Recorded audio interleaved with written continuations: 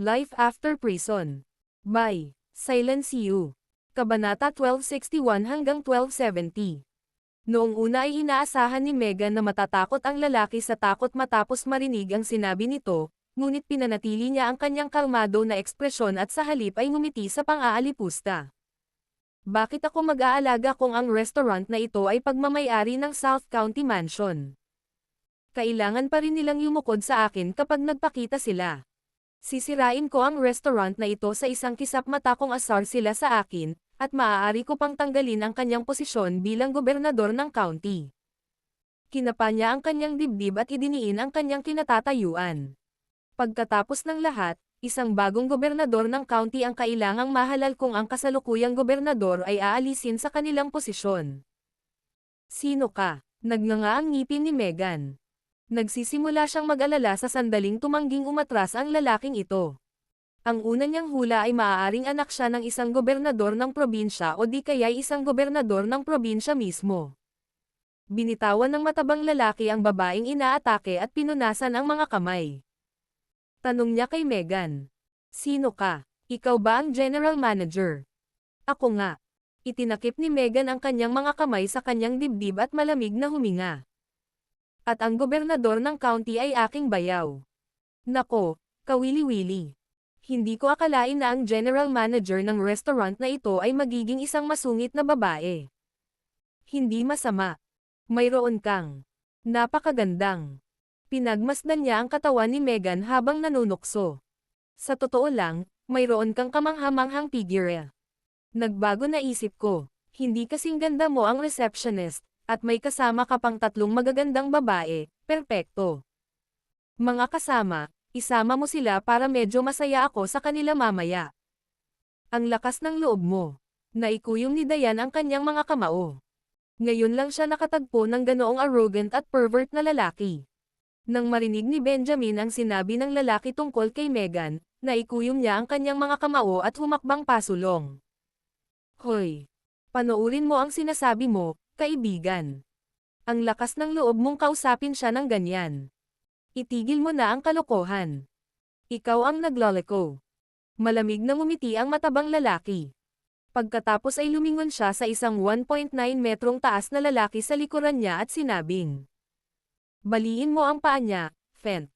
Malamig na ngumiti si Fent, pinunasan ang kanyang mga kamay, at humarap kay Benjamin sa isang kisap mata. Bahagyang natigilan si Benjamin. Masasabi niya sa bilis ni Fent na ang huli ay malamang na isang level 6 warrior king man lang. Kinagat ni Benjamin ang kanyang mga ngipin at naghanda sa pakikipaglaban. Bagamat hindi siya masyadong kumpiyansa sa pagharap kay Fent, hindi siya basta-basta makakatingin. Sa sandaling iyon, isang figure ang lumitaw sa kanyang harapan at naghatid ng isang mabilis na suntok. Isang napakalaking putok ang narinig, at makikita si Fent na bumagsak sa ilang metro ang layo.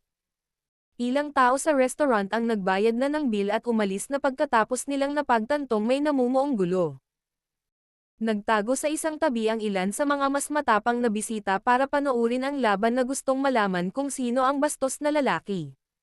Sa sandaling bumangon si Fent, nalasahan niya ang isang metal na tamis sa likod ng kanyang dila. Namutla ang mukha niya sa impact habang nakatitig kay Severin.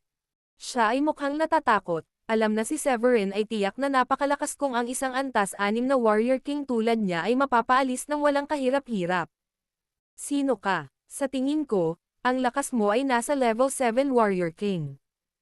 Napakapangit ng ekspresyon ni Fent habang nakatingin kay Severin. Nakangiting sabi ni Severin. Sa anumang swerte, ako ang taong sinasabi ng iyong amo na hindi siya natatakot. Ang pangalan ko ay Severin, at ako ang gobernador ng South County. Napaawang ng ilang beses ang bibig ng matabang lalaki bago siya sumagot ng malamig. At narito ang iniisip ko na ikaw ay walang tao. Kaya, ikaw ang gobernador ng South County. Masasabi kong itinalaga ka batay sa iyong lakas, ngunit pagsisisihan ko ang iyong ginawa sa lalong madaling panahon. Napatingin si Severin sa isang sulok kung saan marami pa ring customer at sinabi kay Megan. Megan, maaari mo bang ilabas ang lahat ng mga taong iyon at isara ang pinto? Sabihin sa kanila na ang kanilang pagkain ay babayaran ko sa susunod na pagdating nila, At syempre, ang lahat ay mababayaran ng patas ngayon din. Tumanggaw si Megan at nagsimulang magtrabaho. Pagkatapos ay hiniling niya sa mga tauhan na isara ang pinto sa likuran nila nang makaalis na ang lahat. Hahaha. Pinapasara mo lang nila ang pinto dahil nag-aalala ka na baka nakakahiya kung lumuhad ka at humingi ng tawad sa akin, di ba? Tumawa ng malakas ang taong mataba. Naniniwala siya na natatakot si Severin sa nakataya. Buti na lang may utak ka, brat. Pero hindi ka ganoon kadaling bibitawan pagkatapos masaktan ang boss namin. Sabi ng isang matandang lalaki. Nakatayo siya sa likod ng matabang lalaki, katabi ang isa pang matandang lalaki at isang medyo may edad na babae. Nasabi na ni Severin ang kanilang level of attainment sa simula pa lang. Ang babae ay level 7 Warrior King, habang ang dalawang matandang lalaki ay level 8 at level 9 Warrior King, ayon sa pagkakabanggit. Ang mga individual na may ganitong mga antas ng lakas ay walang alinlangan na isang puwersa na dapat isaalang-alang. Maaaring magulat sila nang makitang natalo ni Severin si Fent, ngunit hindi pa rin sila natatakot sa kanya. Sa sandaling naunawaan ni Severin ang kanilang natamo, naisip niya na ang taong mataba ay dapat magkaroon ng isang uri ng mataas na katayuan sa kapangyarihan. Kung tutusin, kailangang magkaroon ng higit sa isang tao na mangangailangan ng level 8 at level 9 Warrior King bilang mga bodyguard. Nakangiting sabi ni Severin. Ikinalulungkot kong paputukin ang iyong bula, ngunit kailangan mong panatilihing kontrolin ang iyong mga pantasya. Sa totoo lang, wala akong intensyon na humingi ng tawad sa iyo. Gusto kong blanko ang kwarto at isara ang pinto dahil ayokong mapahiya ka. Walang gustong panoorin akong binugbog ang isang ulol. Sa madaling salita, tinutulungan kitang mapanatili ang iyong kalagayan. Ano ang sinabi mo? Napaawang ang bibig ng taong mataba. Sinaman niya ng tingin si Severin at sumigaw. Ang lakas ng loob mong tawagin akong ulol. Huwag mong basain ang pantalon mo mamaya kapag sinabi ko sa'yo kung sino ako. Basain ang pantalon ko. Nako, siguradong madaldal ka. Tumawa si Severin at nagkibit balikat. Sige, sabihin mo sa akin ang pangalan mo. Tingnan natin kung mababasa ko ang pantalon ko. Kinagat ni Franco ang kanyang mga ngipin at sinabi ang kanyang pangalan. Ako si Franco Marsden. Ang pangalan mo ay Wanker. Parang wangkang. Hindi napigilan ni Severin ang mapangiti habang sinasabi. Isa itong nakakatawang pangalan. Wala akong ideya kung bakit nagpa siya ang iyong ama na pangalanan kang Wanker. Hahaha. Hindi ito Wanker. Si Franco ito. Franko. Franco. Nagmura si Franco at sinabi kay Severin. Ang pangalan ko ay dapat magdulot ng panginginig sa iyong gulugad. Dapat kang lumuhad, humingi ng tawad, at ialok sa akin ang lahat ng iyong mga babae. Sino ang nakakaalam, baka mabait akong baliin ang isang paa mo sa halip na patayin ka. Bakit ako hihingi ng tawad kung hindi ko man lang kilala kung sino ka? Ikaw ang dapat na lumuhad at humingi ng awa. Sandaling inisip ni Severin ang pangalang iyon at kalaunan ay sinabi sa kabilang partido. Hindi mo pa narinig ang tungkol kay Franco. Gaano ka kamangmang? Galit na tumingin sa huli si Fent, na nasugatan noon ni Severin. Sabi niya sa magaspang na boses. Anak siya ni Leslie, isang commander. Dapat alam mo na kung sino siya ngayon, di ba? Anak ng isang commander. Nagulat si Megan noong una, ngunit agad ding umasim ang ekspresyon ng mukha niya nang marinig iyon. Ang kanyang reaksyon ay nagpalakas ng kumpiyansa ni Franco, ngunit ang iba ay tila hindi gumanti ng parehong paraan. Walang sino man ang tila partikular na nag-aalala sa bagong impormasyon. Hindi ka ba natatakot sa akin pagkatapos mong malaman na ako ay anak ng isang commander? Naguguluhan si Franco. Hindi na nakayanan ni Sofia ang kayabangan ni Franco at binatukan ng sarkastikong tingin si Franco habang sinasabi. Wala kang kabuluhan kung wala ang iyong ama. Ang mga bully na tulad mo ay kailangang patayin, o permanenteng makastrate kahit papaano. Naningkit ang mga mata ni Severin nang marinig iyon. Ang pagpatay sa anak ng isang komandante ay magiging isang maliit na overboard, kaya ang pagcastrate sa kanya ay isang mas mahusay na pagpipilian. Kung paano niya haharapin si Franco kahit na malupit ay isang mainam na paraan para pigilan siya sa pananakit ng ibang mga babae sa hinaharap. Alam ni Sheila na tinuruan ni Severin ng leksyon si Sammy, ang anak ni Stuart at ibinalik siya sa tamang landas. Hindi na kailangang sabihin, hindi siya matatakot na harapin din ang anak ni Leslie.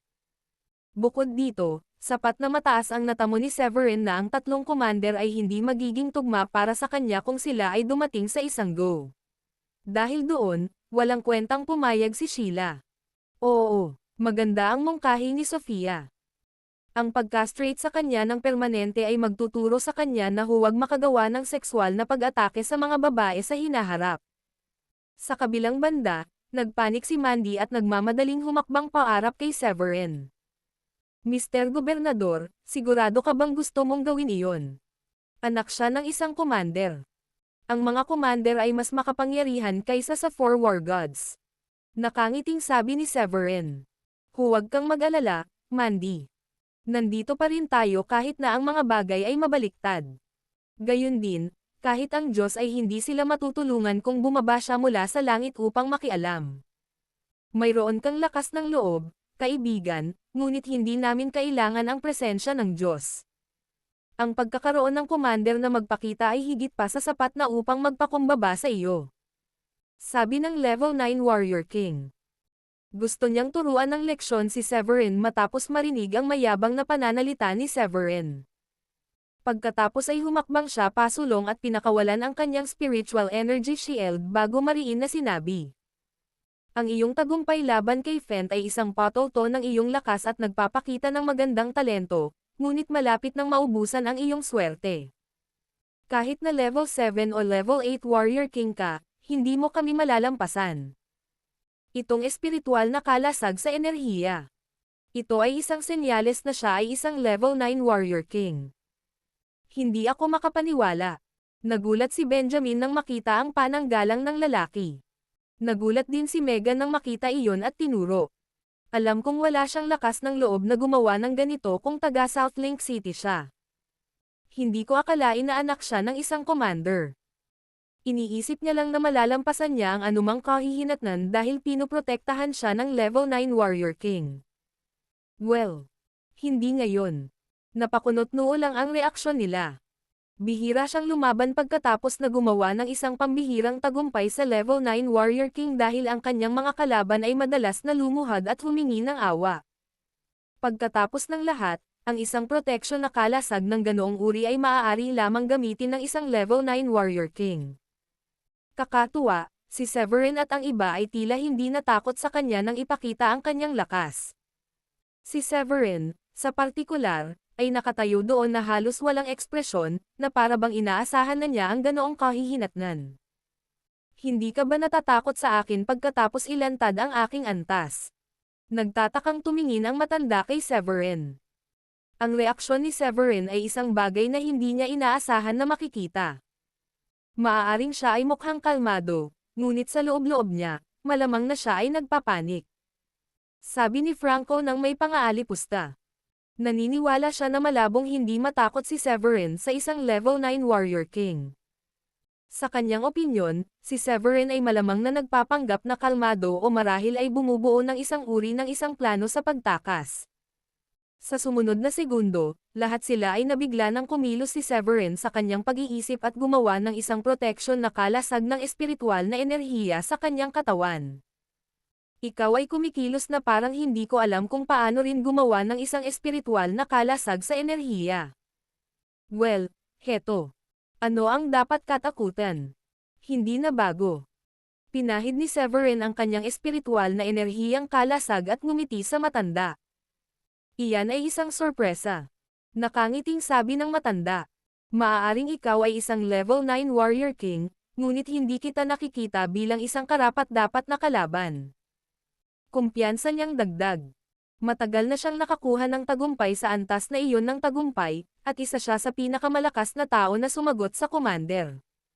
Sa kanyang opinyon, ang mga kasanayan at pamamaraan na natanggap niya mula sa lahat ng kanyang pagsasanay ay tiyak na mas makapangyarihan kaysa kay Severin. Pagkatapos ng panunuya, Nag-iwan siya ng after image sa kanyang likuran habang mabilis siyang tumakbo papunta kay Severin sa bilis ng kidlat. Medyo may tiwala ka, matandang lalaki. Ngumiti si Severin at naikuyom ang kamao. Ang espiritual na enerhiya ay nagsimulang bumalot sa kanyang kamao habang siya ay naghagis ng suntok sa kanyang kalaban. Isang nakakatakot na shockwave ang nangyari. Hindi mabilang na mga mesa at upuan ang pinalipad ng impact. Sa loob ng isang kisap mata, natangay ang matanda sa lakas ni Severin nang lumuwa ito sa subo ng dugo. Napatatag na lang ang matanda nang humarap sa kanya si Severin at nataman ang kanyang espiritual na kaibuturan. Paano? Paano siya? Ganon kabilis. Napuno ng hinanakit ang puso ng matanda. Bagamat noong una ay gusto niyang makipag-spar kay Severin, hindi niya inaasahan na magkakaroon si Severin ng ganoon kalakas na pisikal na lakas. Gayunpaman, kumpiyansa pa rin siyang matalo si Severin dahil gagamitin niya ang susunod niyang makapangyarihang pamamaraan. Nako, hindi siya binigyan ni Severin ng luho sa pagpapakita ng kanyang mga diskarte sa mandirigma. Bago pa makapag-ayos ang matanda, sumugod si Severin para harapin ang panibagong pag-atake. Hindi. Nararamdaman ng matanda ang pabago-bagong enerhiya sa kanyang katawan habang ang kanyang espiritual na kaibuturan ay nawasak. Siya ay nagpakawala ng isang sigaw ng kawalan ng pag-asa, alam na si Severin ay nagpaplano na upang sirain ang kanyang natamo. Naabot ng matanda ang antas na iyon ng pagkamit sa pamamagitan ng mga dekada ng pagsusumikap. Ang pagkawala nito ay mapilayan siya. Kung iyon ang kaso, siya ay nabubuhay sa isang buhay na puro pagdurusa. Ang pagiging level 9 Warrior King ay isang tagumpay na maipagmamalaki ng isa. Sa talang iyon, walang alin lang ang magiging masakit na magkaroon ng gayong tagumpay na sirain ng ibang tao. Tamang-tama, isang mapurol na tunog ang umalangaw-ngaw at ang matanda ay nagluwa ng mga subo ng dugo. Hindi makapaniwalang tumingin siya sa tiyan niya. Isang matinding sakit ang tumama sa kanya, at ang puti ng kanyang mga mata ay ipinakita lamang habang siya ay nawalan ng malay. Ang gayong simpleng pagkilos ay naging ganap na walang silbi ang level 9 Warrior King. Bago mawalan ng malay ang matanda ay nakatingin lang siya kay Severin nang hindi makapaniwala. Rio. Natakot si Franco sa nangyari. Isinama niya ang 4 na malalakas na lalaki para protektahan ang matanda, at ang pinakamalakas sa kanila ay si Rio, isang level 9 Warrior King. Ngumiti ng mahina si Severin. Hinding-hindi siya maglalakas loob na hayaan ang matanda na gumamit ng anumang uri ng pamamaraan. Pag-aari nila ang restaurant, at masisira sana ito kung ilalabas ang kanyang diskarte. Dahil doon, napaatras ng kidlat si Severin ang kalaban at winasak ang kanyang natamong tagumpay. Laking gulat ng lahat ng naruroon doon. Siya ay isang mapanlinlang na tao upang mahawakan. Malungkot na sabi ng level 8 Warrior King. Alam niyang hindi siya at ang kanyang kapantay, ang nasa katanghaliang gulang na babae, kay Severin. Pagkatapos ng ilang pag-iisip, agad niyang sinabi kay Franco. Sir, dapat mabuhay tayo para lumaban sa ibang araw. Umatras muna tayo. Malamig ang ekspresyon ni Franco. Iyon ang unang pagkakataon na napahiya siya sa buong buhay niya. Kinagat niya ang kanyang mga ngipin at pinandilatan si Severin, na sana ay doon na lang niya tapusin ang buhay ni Severin. Sa wakas, humakbang siya pasulong at pinandilatan si Severin. May mga bola ka, ibibigay ko sa iyo iyan. Anak ako ng isang commander, at narito si Rio ang isa sa mga pinakamay kakayahang nasasakupan ng aking ama. Medyo matapang ka na sirain ang kanyang natamo ng ganoon-ganon lang. Maghintay hanggang sa marinig ito ng aking ama. Maghihiganti ako sa iyo sa lalong madaling panahon. Hindi inaasahan ni Severin na gagawa ng ganoong pagmamataas na pananalita si Franco. Ngumiti siya ng malamig at sinabi. Nakalimutan mo na ba ang sinabi ko? Sinabi ko na sa iyo na ika-castrate kita bilang karagdagan sa pagsira sa kanyang tagumpay. Marahas na umawang ang bibig ni Franco. Tinitigan niya si Severin at sinabing, hindi ka maglalakas loob. Wala kang laban sa tatay ko kahit na level 9 Warrior King ka. Kung hahawakan mo ako, hahanapin ka ng tatay ko at papatayin ka kahit tumakas ka hanggang sa dulo ng mundo. Oh, ganun ba? Nagulat si Severin nang binyantaan siya ng ganoon ni Franco. Walang gaanong pag-aalinlangan, binigyan niya ng mabilis na sipa si Franco sa pandiya. Arg! Isang masakit na daing ang pinakawalan ni Franco habang nakalupasay sa lupa. Nanginginig ang mga ugat sa kanyang noo at malapit na siyang maiyak. Ang biglaang pag-atake ni Severin ay isang kumpletong sorpresa. Di makapaniwalang tinuro ni Franco si Severin at sinabing, Ikaw. Ang iba pang mga tauhan ni Franco ay nakaramdam ng dalamhati. Sa kabila nito, hindi sila nang ahas na kumilos. Naunawaan nilang mabuti na kung hindi matatalo ng isang level 9 Warrior King si Severin, tiyak na wala silang pagkakataon na mahawakan man lang siya. Mr. Franco. Natigilan ang lahat. Hindi kailanman sa kanilang pinakamaligaw na panaginip ay aasahan nilang masasaksihan ang isang level 9 Warrior King na nasa parehong antas ng pagkamit ng 4 Great War Gods. Hindi pa gaanong katagal na ang kanyang natamo ay madaling tinanggal. Hindi pa banggitin, ang kanilang master ay knock-straight kahit na pagkatapos niyang sabihin kay Severin ang kanyang pagkakakilanlan ay magiging anak ng isang commander. Kalokohan. Gago ka. Baliw ka ba? Arg. Sobrang sakit. Nagmura si Franco. Ang sakit ay hindi matiis at nawalan ng malay matapos niyang bigkasan ang kanyang huling sumpa. Mr. Franco. Si Fent at ang dalawa pa ay sumugod at sumigaw ng malakas. Nanginginig ang mga tuhod nila sa takot. Nag-aalala sila na mabalisa ang commander dahil sa hindi pagprotekta kay Franco. Siyempre, nag-aalala rin sila kung sila ang susunod sa linya sa listahan ng pagpatay ni Severin. Gaano man kalakas ang commander, wala siya rito para iligtas sila ngayon. Kung pinatay sila ni Severin, matagal nang mawawala si Severin kapag narinig ito ng commander at nagpas siyang maghiganti.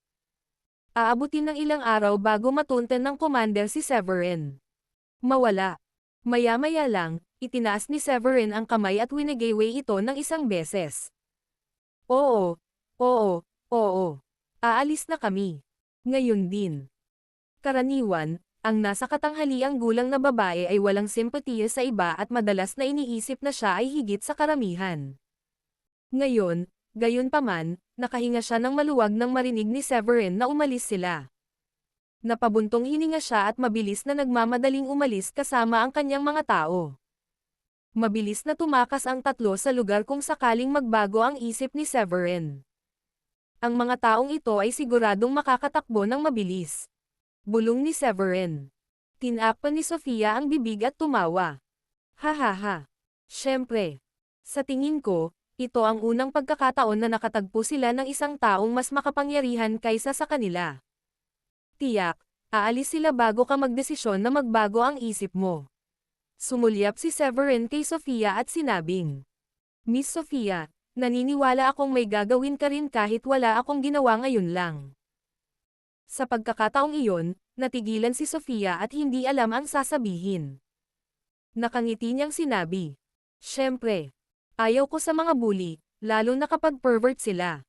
Kung magkakaroon ng pagkakataong magkasalubong ang landas namin, sisiguraduhin kong bibigyan ng marka ang bawat isa sa kanila. Gulat na sinabi ni Severin. Matapos ang masamang karanasan noon ni Sofia, kinasusuklaman niya ang mga pervert at hindi niya kayang makita ang ibang babae na binyo bully. Ngumiti si Sofia. Ako ang may ideya ngayon lang. Wala akong pakialam kung commander ang tatay niya. Kahit nandito ang tatay niya, papatayin ko lang tatay niya kung sinubukan akong pigilan ng tatay niya. Sumang-ayon man si Severin sa punto ni Sofia, nabigla pa rin siya sa pahayag nito. Sofia, sa tingin ko ay hindi ka dapat makialam sa bagay na ito dahil ang kanyang ama ay isang commander. Kung tutuusin, miyembro ka ng isang liblib na sekta. Hindi tamang makialam sa ganitong sitwasyon, lalo na kapag ito ay isang makamundong bagay. Inilibot ni Sofia ang mga mata kay Severin. Sige. Alam kong kailangan kong lumayo dito. Nandito ka at wala akong dapat ipag-alala. Ang iyong natamong tagumpay ay mas mataas kaysa sa akin, ang dami kong alam. Sa sandaling iyon, medyo hindi komportable si Severin nang malaman niyang hindi nasisiyahan si Sofia sa kanya dahil sa kanyang mga sinabi.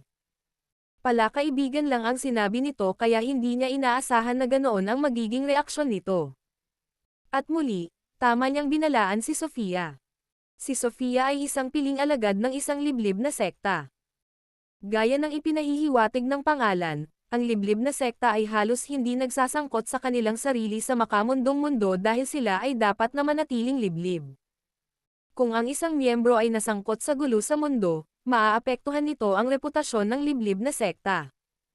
Bagamat hindi gaanong mga tao ang maaaring maging mga mandirigma na emperador sa makamundong mundo, maraming mga katawan ang nagawang magsikap at patuloy na umunlad at lumawak ng maayos, dahil ang mga katawan na iyon ay nakatanggap ng suporta mula sa hindi kilalang mga benefactor. Halimbawa, ang Stormy Moon Sect ay aktwal na sumusuporta sa Skystream City Mansion sa mga anino. Iyon ang dahilan kung bakit nagawang manatiling makapangyarihan at maunlad ang Skystream City Mansion sa mahabang panahon. Ngumiti ng mapait si Severin at iniba ang usapan. Miss Sofia, pasensya na. Hindi ganito ang plano kong magpalipas ng gabi. Napangiti din si Maiden ng nakakahiya. Tama. Pansensya ka na kung kailangan mong masaksihan ang lahat ng ito. Hindi ko pinlano na mangyari ang alinman sa mga ito. Okay lang. Sa totoo lang, balak ko talagang umalis bukas o kinabukasan, pero parang malabo na. Ayokong palampasin ang mga susunod na mangyayari. Sabi ni Sofia. Kumunat ang noo ni Benjamin. Miss Sofia, ibig sabihin ba nito ay sa tingin mo pupunta ang ama ni Franco para hanapin tayo at tutulungan ang kanyang anak? Bago pa sinagot ni Sofia ang tanong ay pinalo siya ni Severin. Ang tanging dahilan kung bakit naging baliw at mayabang na tao si Franco ay dahil sa kanyang ama.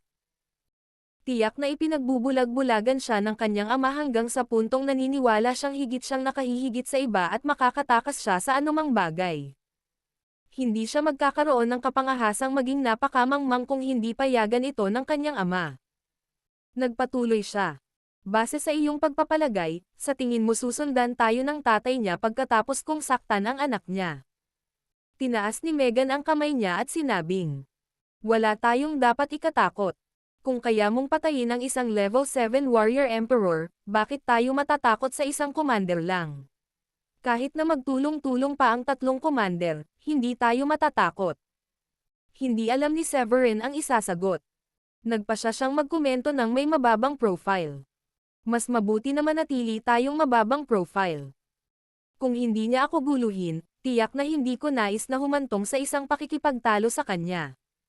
Sa loob ng ilang segundo nang sabihin iyon, ang kanyang mga mata ay mukhang mabagsik at mabangis. Gayunpaman, kung maglakas loob siyang hawakan ako, hindi ako mananahimak. Wala akong pakialam kung mayroon siyang malakas na suporta mula sa sinuman o isang sekta, ibababa ko siya. Ito ang unang pagkakataon na narinig ni Sofia si Severin na napakalakas at napakaprotekta. Naantig siya at mas lalong lumakas ang pagmamahal niya kay Severin. Nagbago din ang tingin niya kay Severin. Tara na, ituloy na natin ang pag-inom. Dapat ay enjoy natin ito hanggat kaya pa natin. Ngumiti si Severin at nagmungkahi. Oo naman. Oras na para uminom. Ha ha ha. Napangiti si Sheila. Pagkatapos ng ilang pag-iisip, nagtanong si Megan. Severin, maaari bang magpatuloy sa pagtakbo ang restaurant ko ngayon? Natigilan si Severin dahil hindi niya ito naisip. Tanong kanina. Sagot niya. Bakit hindi? Hindi mo dapat hayaang pigilan ka ng isang haltak sa negosyo. Tsaka, grupo lang sila ng mga talunan. Walang dapat ikatakot. Nagbigay iyon ng tiwala kay Megan. Sinabi niya kay Mandy. Pumunta ka at buksan ang restaurant. Hindi natin dapat isara ang negosyo para sa araw dahil lang sa isang tao. Wala akong pakialam kung gaano siya kataas o mapagmataas, siya ay walang iba kundi isang basura sa akin. Wow! Ganyan ba dapat mong tretuhin ang anak ng commander? Hindi napigilan ni Severin ang sarili at tinukso si Megan. Dahil doon ay nakaramdam ng hiya si Megan. Jiz, nagbibiro lang ako. Para sa'yo, isa siyang basura. Sa totoo lang, hindi ko talaga siya kayang tretuhin kung paano ko siya dapat gustong tretuhin, di ba? Hindi kapag nandyan ka, kung hindi, sisirain ko siya. Nagsisigawan ang lahat dahil sa sinabi ni Megan. Mabilis na sinabi ni Megan kay Mandy na buksan ang pinto at ipagpatuloy ang negosyo. Pagkatapos siya, si Severin, at ang iba pa ay umakyat sa itaas para ipagpatuloy ang pag-inom. Samantala, si Franco at ang kanyang mga tao ay malayo sa restoran ni Megan, humihingal. Sir, ito ay isang healing alchemical pill. Kainin mo. Ang nasa katanghaliang gulang na babae ay kumuha ng alchemical pill at ipinasa ito kay Franco. Walang pag-aalinlangan, kinain ito ni Franco at nagtanong. Isang nakapagpapagaling na alchemical pill. Gagaling ba nito ang aking pandiya? Napangiti ng nakakahiya ang middle-aged na babae. Sir, hindi rin ako lubos na sigurado. Ang alam ko ay maiibsan nito ang pagdurugo at ang pananakit. Napaawang ang bibig ni Franco. Tapos tinaas niya yung kamay niya. Si Severin, ang gagong iyon. Ang lakas ng loob niyang gawin sakin yun. Ako ang nag-iisang anak ng tatay ko. Papatayin siya ng tatay ko kapag nalaman niya. Samantala, mariing sumimangot ang level 8 na matandang Warrior King. Mr. Franco, hindi mo ba nakita kung paanong hindi natakot si Severin sa atin? Wala tayong ideya kung ano ang antas ng kanyang natamong tagumpay. Sa ngayon, alam natin na kaya niyang bumuo ng isang espiritual na kalasag na enerhiya na magagawa lamang ng isang level 9 Warrior King. Paano kung mas mataas siya sa level 9 Warrior King? Paano kung isa na siyang Warrior Emperor? Kudlit, ngumisi si Franco. Lester, hindi mo ba iniisip na masyado kang nag-iisip ng sobra? Siya ay itinuturing na isang henyo upang maabot ang isang level 9 Warrior King sa edad na ito. Sa tingin mo ba ay mas mataas pa ang kanyang natamong tagumpay kaysa doon? Kung siya ay talagang isang Warrior Emperor, bakit hindi pa natin siya narinig? Siguradong siya ay isang level 9 Warrior King lang na nagkaroon ng Breakthrough King noon pa lang. Ang nasa katanghaliang gulang na babae ay nagpahayag ng kanyang mga opinyon. Lester, alam ko kung ano ang pinagkakaabalahan mo. Tama na ang pag-aalala mo dahil inalis niya ang pagkakamit ni Rio. Nagpatuloy siya pagkatapos ng isang paghinto. Ngunit hindi mo kailangang maliitin ang iyong sarili dahil lang sa tingin mo ay napakalakas ng iyong kalaban.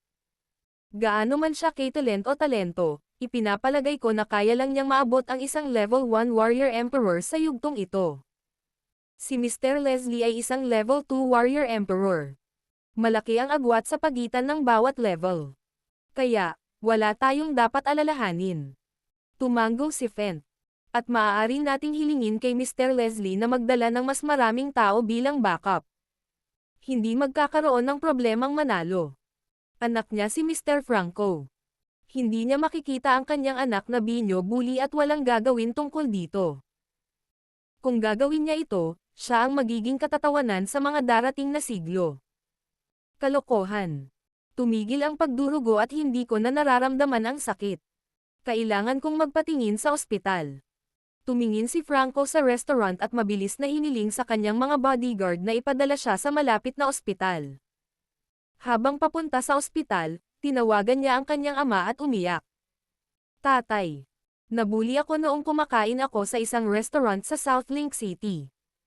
Dapat kang pumunta at tulungan ako. Natigilan si Leslie nang marinig iyon. Nagdududa pa siya sa kanyang pandinig. Pagkatapos ng ilang segundo, nagtanong siya. Franco, niloloko mo ba ako? Hindi mo ba sinama sina Rio, Lester, at ang iba pa? Sinong maglalakas loob na ibuli ka kapag mayroon kang 4 na super powerful na bodyguard na nagpoprotekta sa iyo? Hindi ba level 9 Warrior King si Rio? Tatay, hindi ako nagsisinungaling sa iyo. Totoo ito.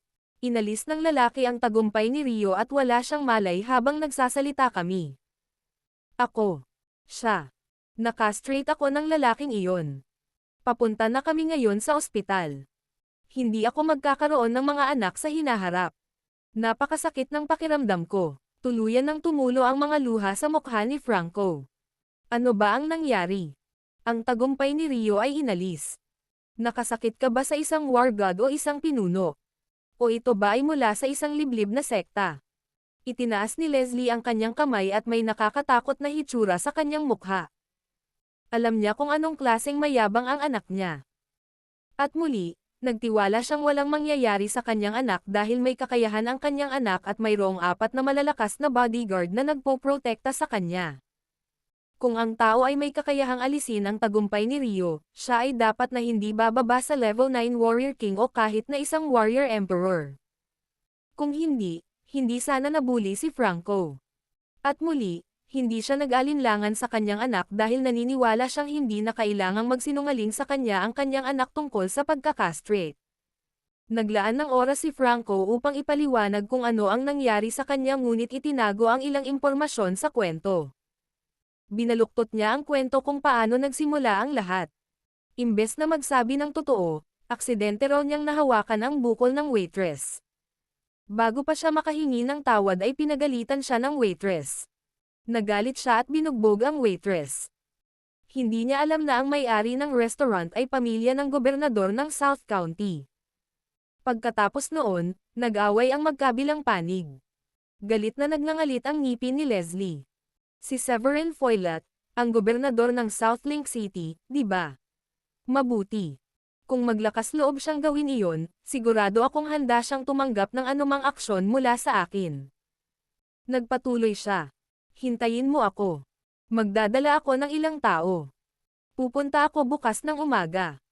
Magtuturo ako ng leksyon sa lalaking iyon sa pambubuli sa anak ko. Tumango si Franco at in-end ang tawag. Severin, napakagaling mo ngayon lang. Ang level 9 Warrior King na iyon ay hindi man lang nagkaroon ng pagkakataon na gamitin ang kanyang diskarte at inalis mo ang kanyang paggamit. Napakabilis mo kaya hindi ako nakasabay. Napakagaling mo talaga. Cheers. Naalala ni Megan ang nangyari at masayang napabulalas. Kalokohan, napakasarap sa pakiramdam na nasa mas malakas na panig. Nasaksihan ko lang na kinarga ng bayaw ko ang anak ng commander ng isang sipa. Hahangaan ka ng mga tao kung alam nila ang tungkol dito. Ngumiti ng mahina si Severin. Huwag kalimutan na ang kanyang ama ay isang commander. Pinakamainam na huwag ipakalat ang balita sa paligid. Minsan, mas mabuting itago ang mga bagay-bagay. Okay, tatandaan ko yan. Humajijek si Megan. Ngumiti ng mapait si Severin, ininom ang red wine, at ipinaliwanag ito kay Megan. Gusto kong tapusin ang laban sa lalong madaling panahon.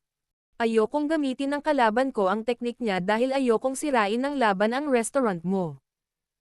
Kaya mas pinapahalagahan mo ako sa paggawa niyan. Salamat. Sa wakas, naintindihan na ni Megan. Napangiti siya ng nakakahiya.